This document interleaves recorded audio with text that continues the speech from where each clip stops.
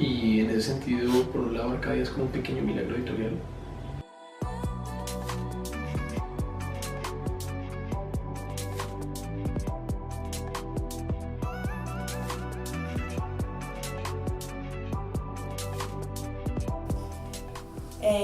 Yo había querido crear una revista o un espacio en los medios de comunicación tradicionales, en un principio para hacer reseñas del libro y dar noticias alrededor del mundo del libro.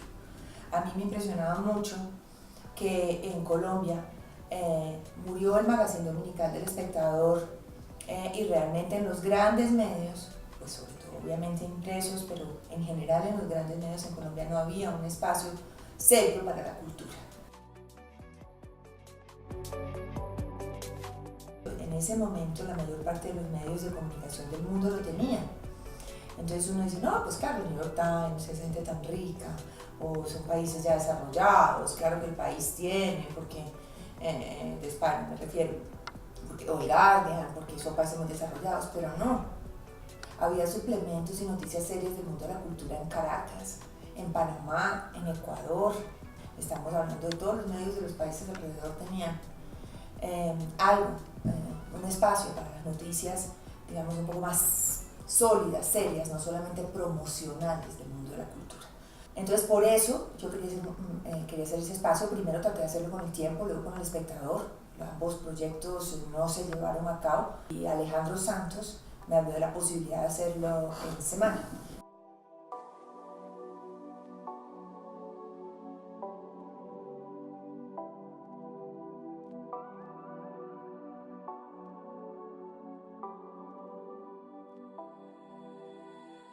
Arcadia surgió hace 15 años en medio de un país muy inestable. En medio de esa inestabilidad política, social, económica que nos afecta a todos los colombianos, Arcadia ha sido un medio cultural, principalmente impreso, que ha logrado posicionarse y ha logrado influir.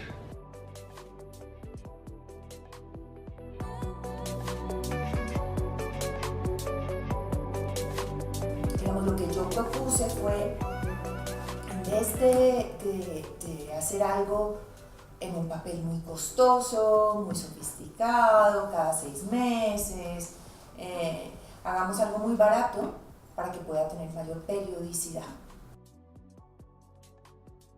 Yo sí sentía que había un vacío y la idea de Arcadia era llenar ese vacío.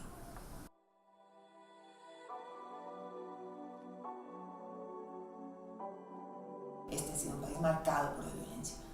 Esa violencia dividió la información de los medios de comunicación en una información muy dura, muy atroz, muy terrible, que llegaba dura sobre el conflicto, y para, si se quiere hacer un contrapeso, en una información supremamente ligera, light, tonta, alrededor del mundo de la frivolidad. Esas dos canastas existen en todas partes. Lo que pasa es que en todas partes hay una tercera canasta donde se pone la información cultural, científica, tecnológica. Esa tercera canasta tiene un lugar en los medios y en Colombia era muy débil ese lugar. Entonces, digamos que políticamente, te pongo, si se quiere, un contexto, creo que en un contexto de guerra, la información cultural a veces es difícil.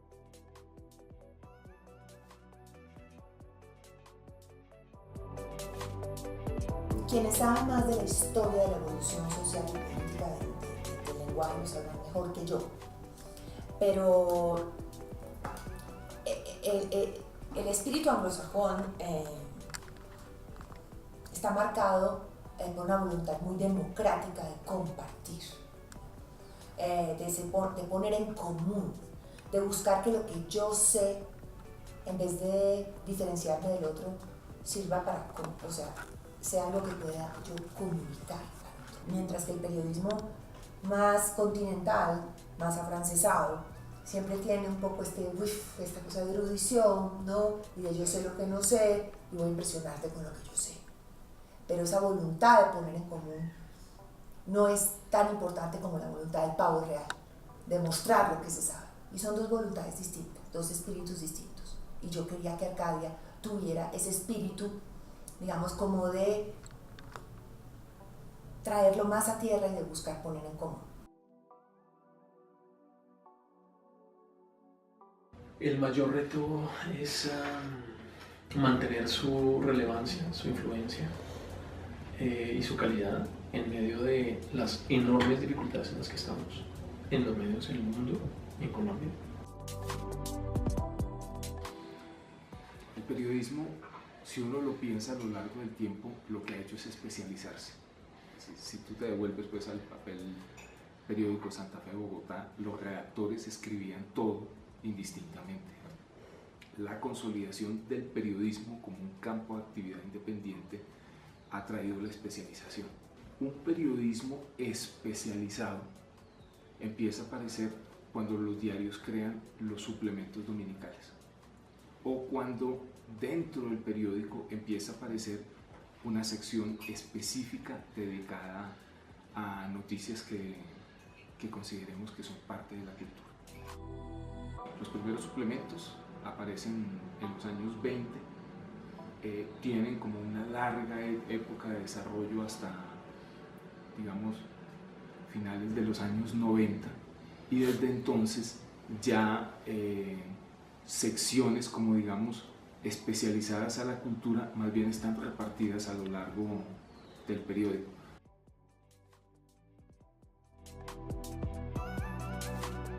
Creo que el periodismo narrativo tiene que acomodarse con mucho más fuerza a las coyunturas actuales y tiene que encontrar una cabida, acomodar lugar en los medios de comunicación masivos, porque si no siempre se va a quedar siendo periodismo para muy pocos y en ese sentido pierde impacto. Es importantísimo que existan y que haya periodistas que sigan dándose o haciendo el esfuerzo para formarse en el periodismo narrativo a pesar de todas las limitaciones que hay, porque en tiempos de abundancia de información y en tiempos en que por ende también la información cruda ha perdido tanto valor, el contexto, el análisis y la profundidad son fundamentales.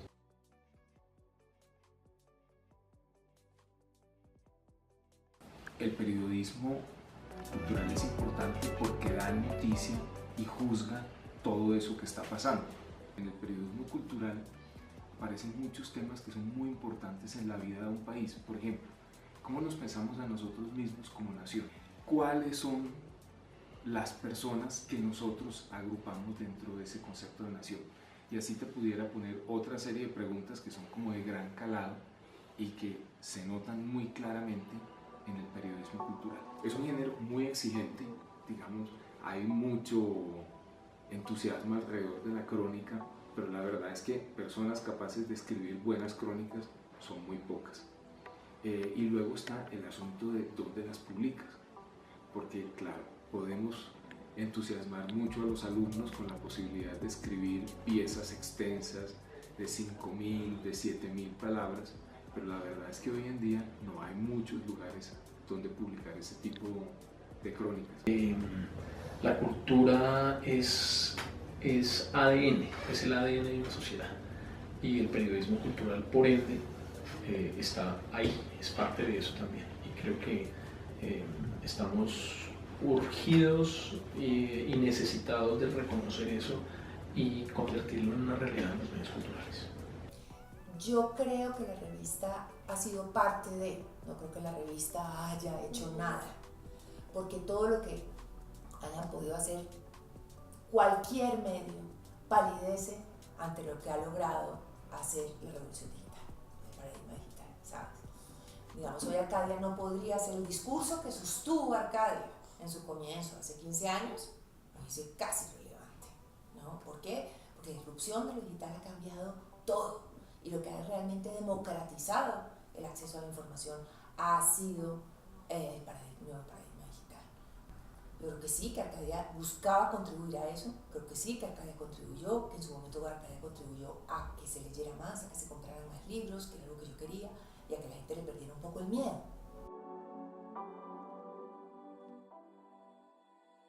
Arcadia es un producto tardío del Grupo Semana, en el sentido de que el Grupo Semana tenía la revista generalista, que se llama así, Semana, y de ahí se fueron desprendiendo una serie de proyectos paralelos.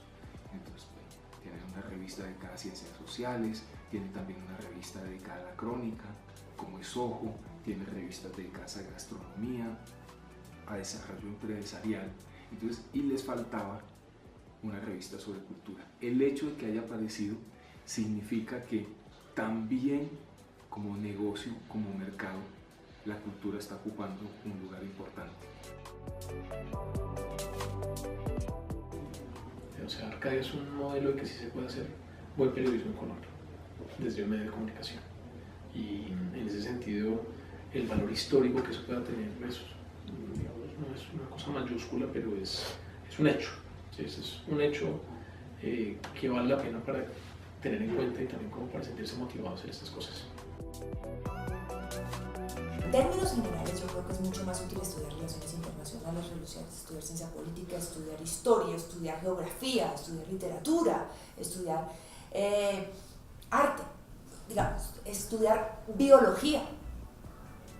Que yo soy una persona que no cree que la carrera de comunicación social sea relevante, o sea, son muchos años que se pierden. Digámoslo así, que no es una condición necesaria de ser periodista haber estudiado periodismo.